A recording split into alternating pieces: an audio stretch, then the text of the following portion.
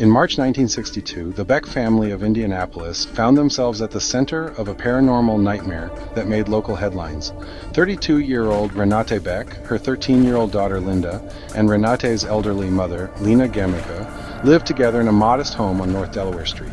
On March 11th, a heavy glass beer stein suddenly lifted off the kitchen sink and hurled itself to the floor, shattering to pieces. Minutes later, upstairs, an ornamental crystal glass inexplicably flew off a shelf and smashed. Terrified, the trio fled that night, but the mystery violence continued whenever they dared return.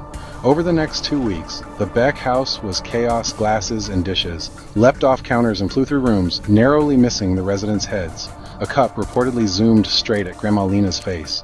The family called the police, who, to their astonishment, also witnessed objects moving with no visible cause.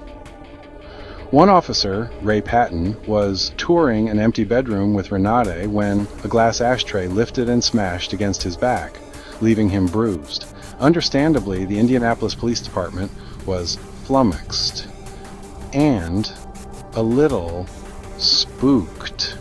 Renate's purse went missing one day, only to reappear later in plain sight, minus $90, as if a thieving ghost had filched the cash. Most chillingly, both Renate and Lena started showing strange bite marks on their arms and necks, painful red punctures. A doctor examined them and said they looked like bat bites. In one instance, as a cop interviewed Grandma Lena, she yelped and clutched her throat. 2 fresh bite marks appeared on her neck, right before the officer's eyes. A vampire poltergeist in the Midwest? The story was too juicy.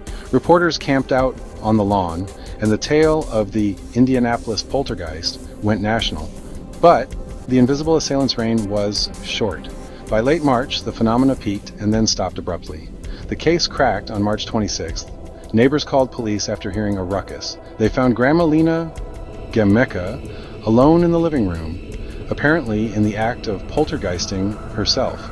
An officer observed Lena chuck a glass against a wall and kick over a stool when she thought no one was looking.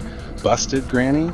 Lena was promptly arrested for disorderly conduct, essentially caught red-handed faking the ghost attacks. She spent a night in jail to cool off. Confronted in court, Lena didn't exactly confess to a hoax, but under pressure, she agreed to leave the country.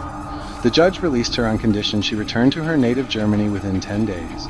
She sailed off, and lo and behold, the disturbances ceased completely. The police concluded that the whole haunting had been nothing more than an elderly, strong-willed woman's temper tantrum writ large. Lena had been butting heads with her daughter and granddaughter. Witnesses recalled loud family fights, and apparently she found a delightfully destructive outlet, ghostly theatrics. Who needs therapy when you can literally throw things, the bite marks, possibly self-inflicted with a fork or even her own dentures, to gain sympathy or scare her family? The stolen money? It disappeared while Lena was alone. Draw your own conclusions. Interestingly, even after Lena's departure, a family friend insisted some phenomena couldn't have been her, like the bat bite marks that appeared while a cop watched. Die-hard believers muttered that maybe a real poltergeist was at play, and Lena just piggybacked on it. But come on, once the prime suspect leaves, and the ghost vanishes, case closed in my book. The Indianapolis poltergeist basically turned out to be a cranky grandma, staging a one-woman horror show. In retrospect, the clues were there. The chaos only happened when one of the 3 women was alone in a room. Nothing occurred under constant scrutiny. But in the heat of the moment, even cops were taken in by the spectacle of flying dishes and shrieking victims. Chalk it up to stress, family dynamics, or a desire for attention. Lena's motives might remain a mystery, yet her methods were undeniably mundane. No demons, just deception. And so a case once hyped as America's own poltergeist quietly joins the folder of solved mysteries labeled human mischief.